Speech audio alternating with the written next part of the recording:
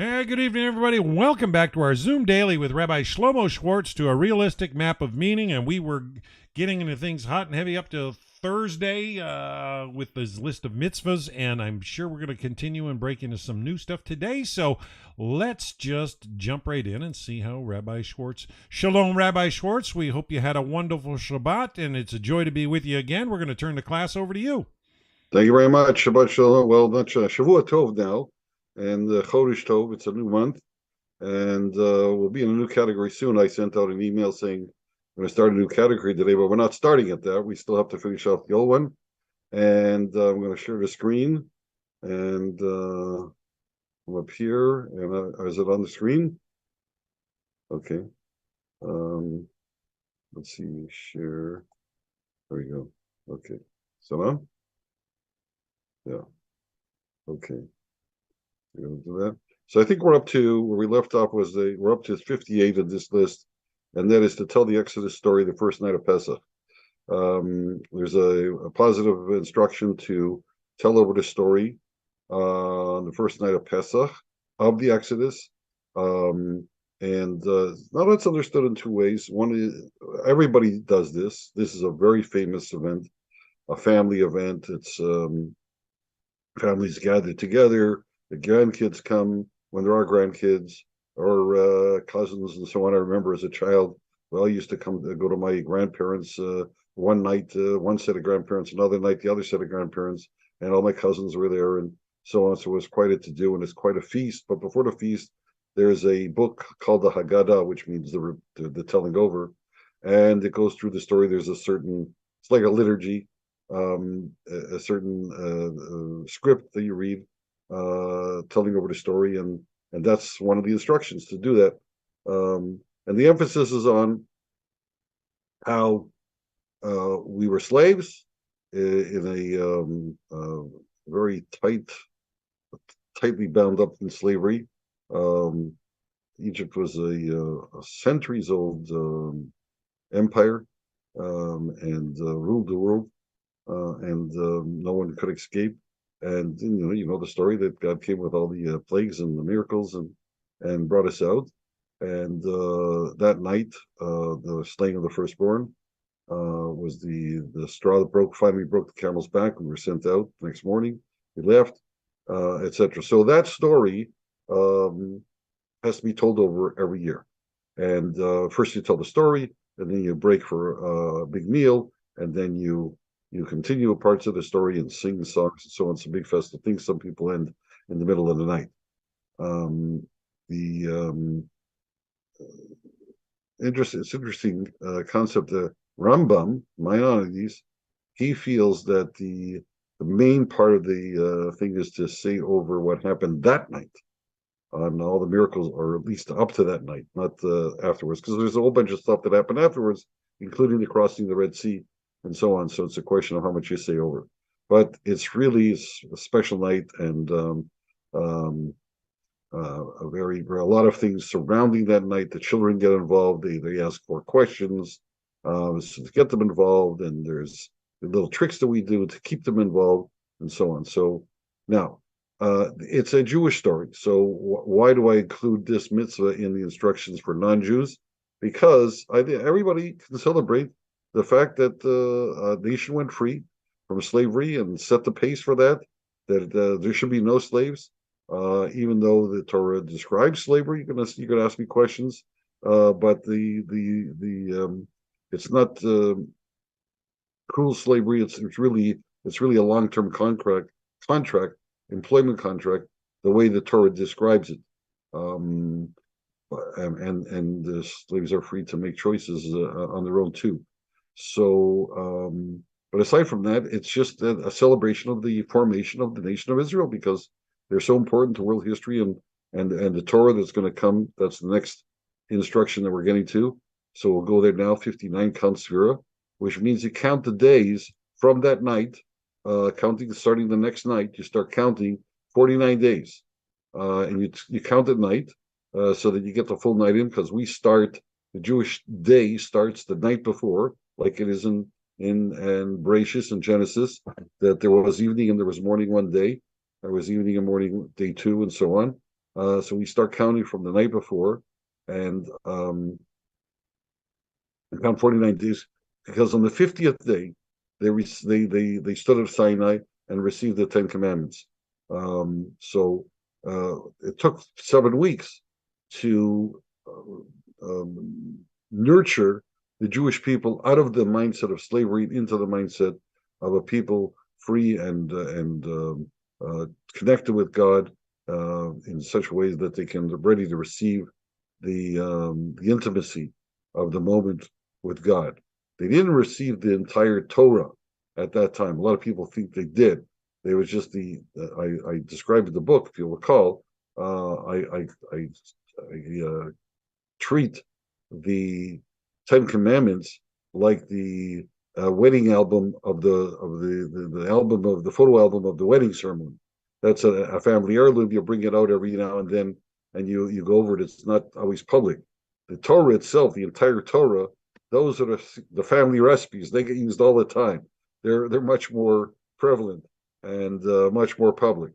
So, but what it was like the wedding night. It was a moment of intimacy with the Almighty at Sinai, because He revealed Himself to us, and in a tremendous way. So we count towards that. So what do we learn from that is that it takes 7 weeks to transform yourself from the worst possible to the best possible. And whenever you're trying the transformation, you should make sure you at least invest extra actions over a 7 week period to get there. And many people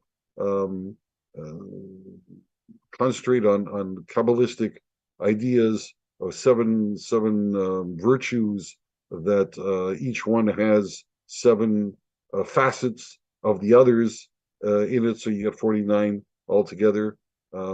It's not necessary, but there's all kinds of Kabbalistic things. We're not designed to go into all the background of each mitzvah. I'm just presenting them. But this idea of counting is also something that non-Jews can do. They don't have to do it, but it's to feel comradeship, to feel connected with God's design of history, to observe the first night of Pesach when so much happened, and count Sphira to the Sinai, which was an amazing event. Now, I don't have anything about this sign. There's no mitzvah of the Sinai event. There are 3 festivals in the Jewish year. There's Passover, Pesach. There's Shavuot,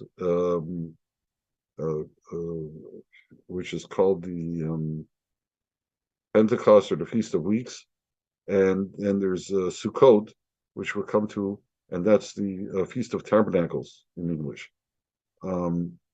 They're both all three. They're connected, all three, because all three had a duty for when we had a temple. All the males, and by virtue of that, all the families had a duty to trek up to Yerushalayim, to Jerusalem, to the temple, and bring an offering there, and celebrate the holiday, and then go home. And this was a remarkable event. Everybody, the whole nation would come out, and there was all kinds of promises that nobody will attack you. You're leaving your homesteads empty on the borders, etc. So as only we can't do it anymore because we don't have the temple. But the point I'm trying to make is that these 3 holidays are equal in that encumbrance, in that feature of everybody coming to Yerushalayim.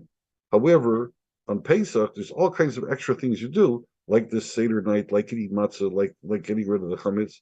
And on Sukkot, we'll see there's going into a hut and carrying the 4 species. We're coming up to that.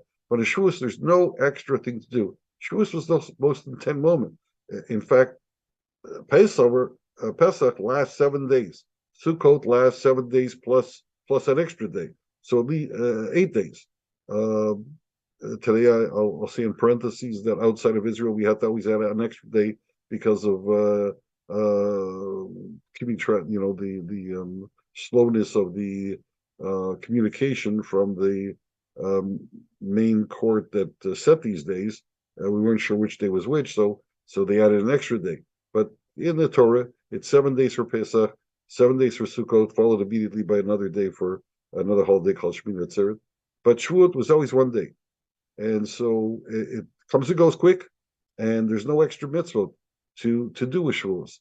How do you repeat the wedding ceremony? It's like a special moment. It's like you carry in your heart. It was something special, right? So that's the way I treat it.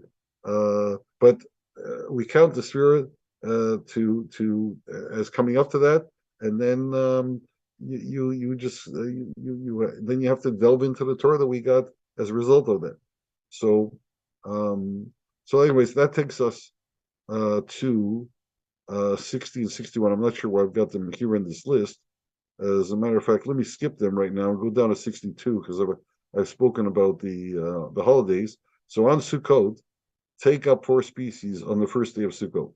The 4 species are called a lulav, which is a palm branch, but it's a palm branch where the leaves are all still closely clustered to the spine. It looks like a spear, and the esrog is the fruit of a beautiful tree.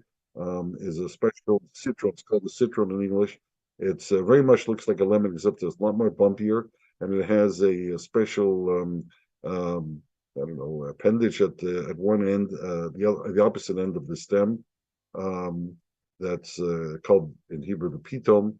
It has to still be connected. They grow some varieties that don't have that, and that's okay, but it can't have any gouges in it. It has to be a complete people go to the marketplace in Jerusalem and will spend an hour examining it to make sure there's no spots or faults on it.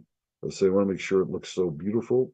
And then there's so that's held in one hand, and the palm branch spear is held in the other hand, together with the twigs of leaves of willow branches and myrtle branches.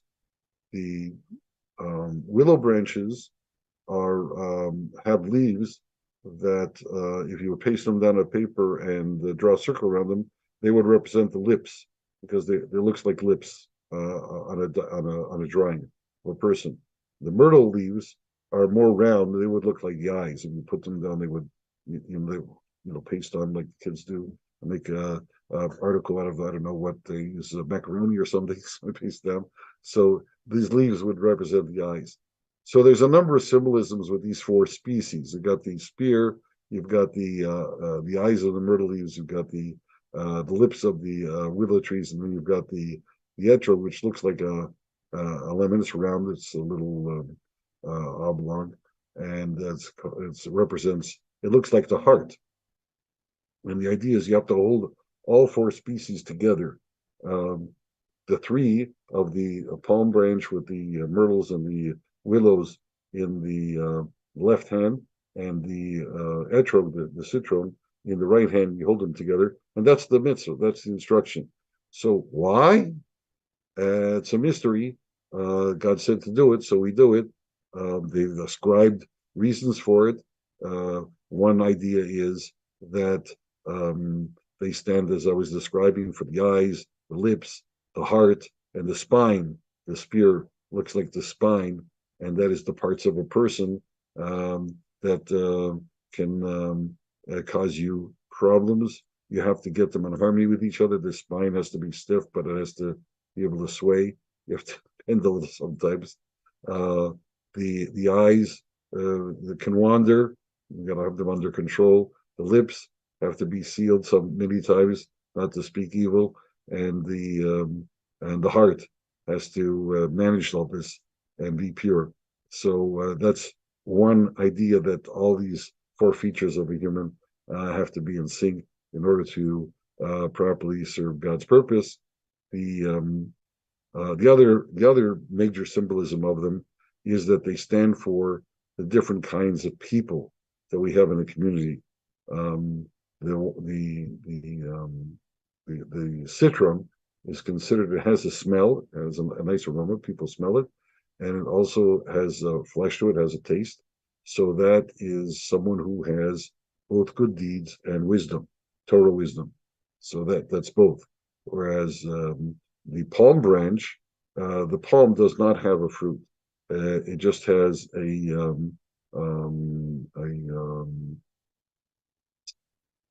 I think that's the one with smell only. Um, and no, I'm sorry, has no smell. It has a fruit in the palm, and that is so the fruit is the activities, the good deeds. The myrtle has not very nice smell, but no fruit. So that's the smell is the wisdom that you get pleasure from just hearing the words, sort of like a smell and aroma.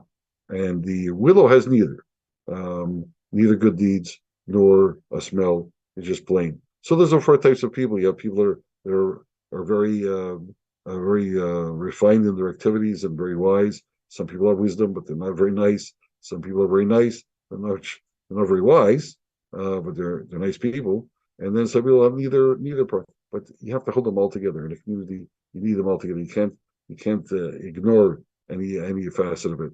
So that's uh, another message of Sukkot. Now, the reason these messages this is the type of message that's constructed through these species is because look at the next one, 63.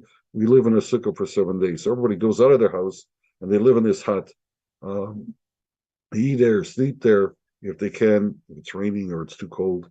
So there's rules that allow you to go back into the house, but you try and live in the sukkah for 7 days, the entire duration of the holiday, except for that last day, which is just a holy day. You don't work on there, but there's nothing special other than that. So that's why it's not listed. Um, and and everybody's living in this place, so you're bringing everybody together under a new roof, so to speak. Um, and and that is, by the way, live in a sukkah that doesn't mention here, but the verse, if you look up 3:23:42, it says that I want you to live in a sukkah. 3 is the third book, Leviticus, chapter 23, verse 42. In order that you'll remember that I caused the Jewish people to live in Sukkot when I took them out of Egypt. Now that leads to a whole discussion that's peculiar to myself. But let me see, I'll come back to that in a minute. Let me finish this off. The last one is be happy on the festivals. All these days in the three festivals have a particular bent that you to rejoice with God. You're coming up to, even if you can't come up to Jerusalem, but you're celebrating the holidays. It's a joyous day, and really though, when you think of it, there's no physical reason to rejoice because Pesach, you're eating this poor bread, this matzah, not as tasty as your regular bread, and you're eating bitter herbs that night as an add-on, and you're staying up very late, and you're telling the story. You're not enjoying the meal. You're focused on something else. It's an unusual night, but it can get uncomfortable, and the sukkahs for sure can get uncomfortable because you're outside your house. You're in a rickety hut that's got a thatched roof of some kind. You've got to be able to see the stars through the roof. If it rains, it's going to rain on your food. Then you go inside, so it can also be uncomfortable. Look, it can't be as comfortable as your regular house, and I think the message is that joy is something you manufacture inside. Uh, it's not the outside that makes you joyful. It's the inside. You've got to be satisfied with what you have, and your ability to use whatever it is you have can always be joyful. So, and that's a very sophisticated message, a very subtle message, and a very important one because everybody runs into times when things are not comfortable, very much not comfortable, but that doesn't mean that they have to suffer. They can find joy, they can find purpose, they can find satisfaction in what they're able to do. And that's very, very important because there's probably something very, very important that they have to do at that time. Jordan Peterson talks about this. You mentioned this before we were very, very nicely talks about how you can be in a bad spot and you can still avert traumatic issues and make it a tragedy. It can be uncomfortable, but you don't have to make it a tragedy. So that's very much the idea here. Going back to the 60 and 61, remember Amalek's evil attack. Do not forget Amalek's evil attack. This is another example of two instructions that are positive and negative and mean exactly the same thing. remember and don't forget. Obviously, if you haven't forgotten, you remembered. And if you remember, you haven't forgotten.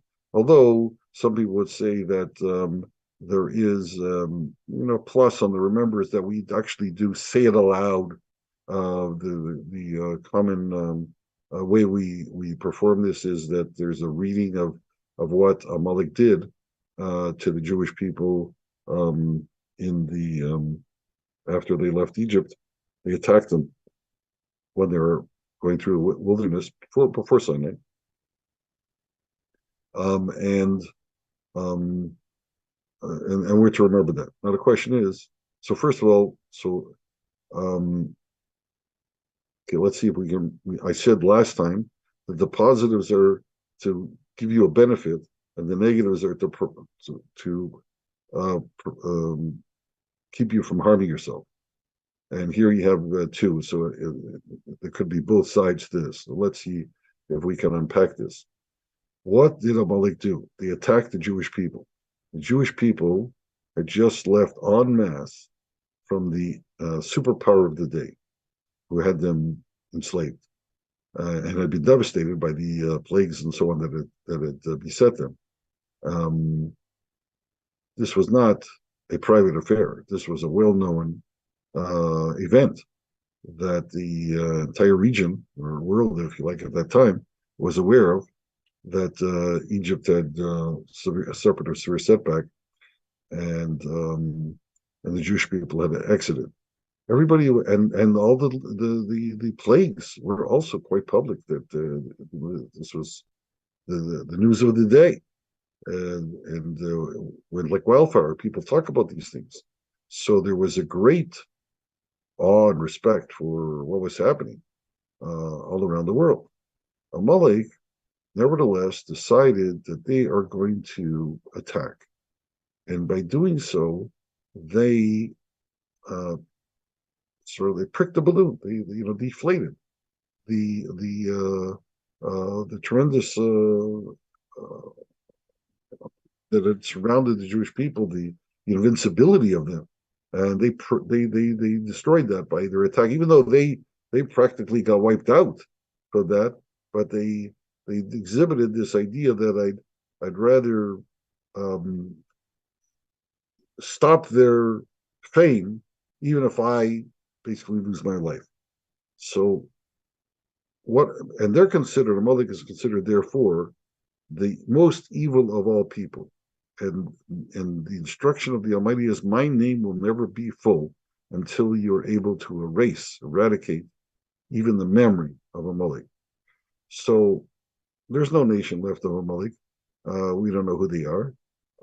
Many people feel that the Nazis were the modern manifestation of them. My father-in-law, may he rest in peace, was suffered through their time, and harbored very strong feelings about that all through his life. I wrote up something about that in one of my books on the Parsha, I forget which one right now, but about Amalek, there was this thing. So what was it that made them the personification of evil? And some people say, why did they attack? Some people say they attacked to get all the gold that they took out of Egypt. But if you're attacking to get money, people do that all the time. That doesn't make you so especially evil. It's not a nice thing to do. It's certainly a wrong-headed notion. It's certainly the same. Maybe I don't know how you would view Putin's attack.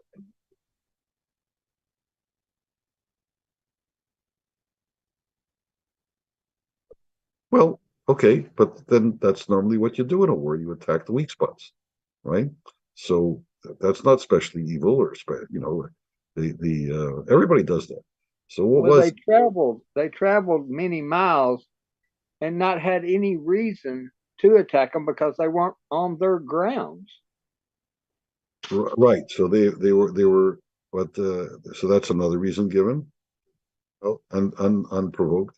But there's been many wars were unprovoked. They just wanted to. Maybe that's the secret. Maybe that's Rabbi's onto the secret because um, what is it you're doing when you attack someone for no reason?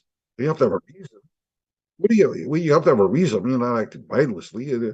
So, what was the reason you broke? They were bothering you. You had nothing to gain from them. So, what is it? So, the answer is you're a bully. You're a bully.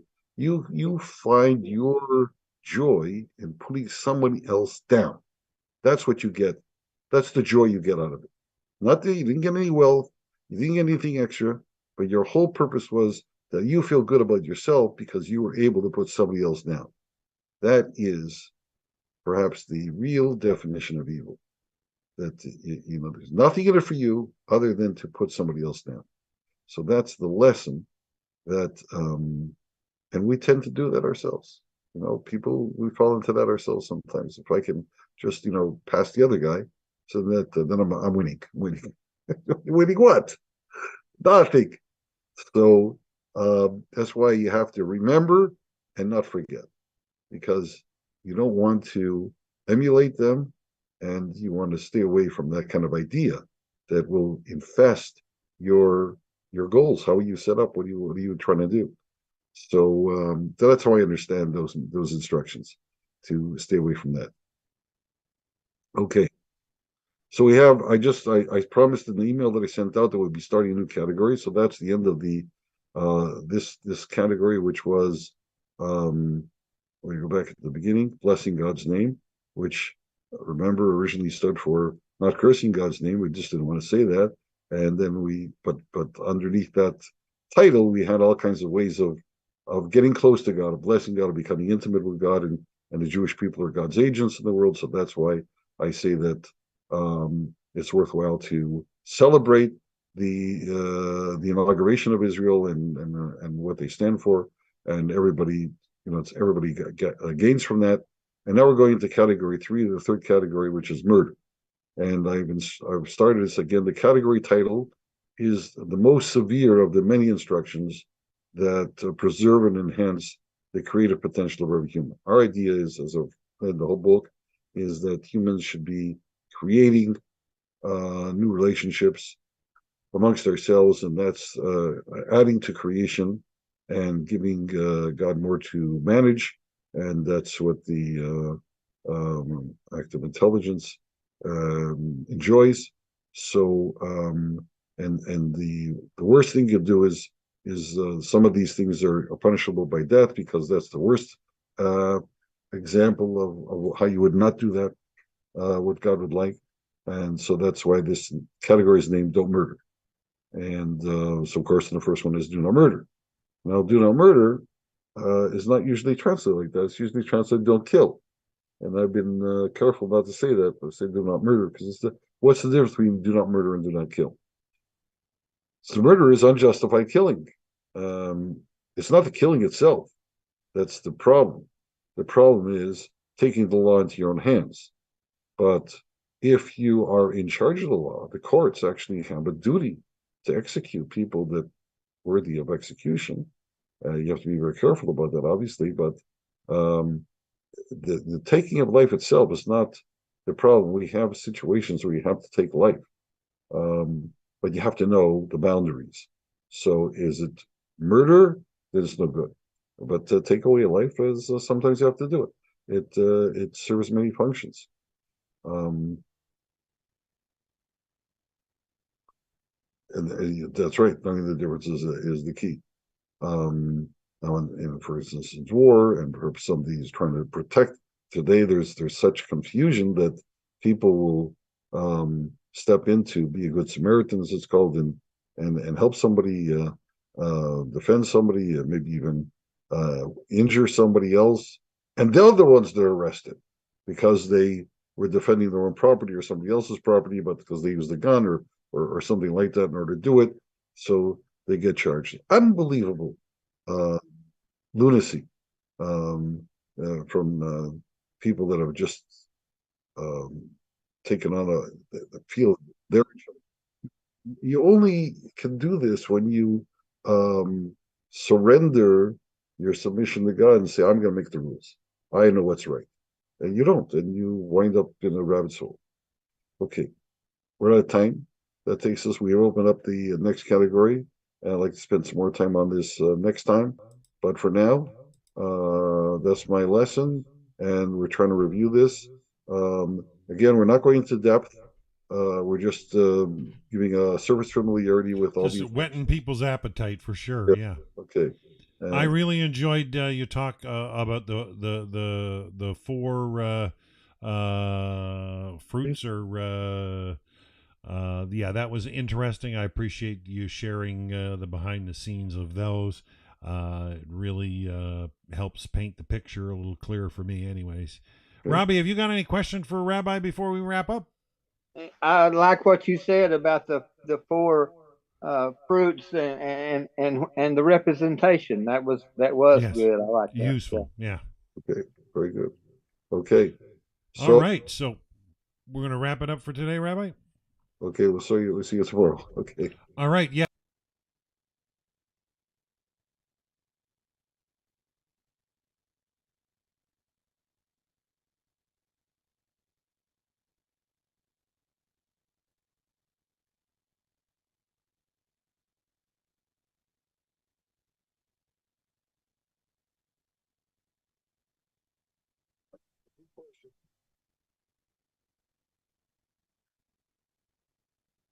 Four four seven. 447.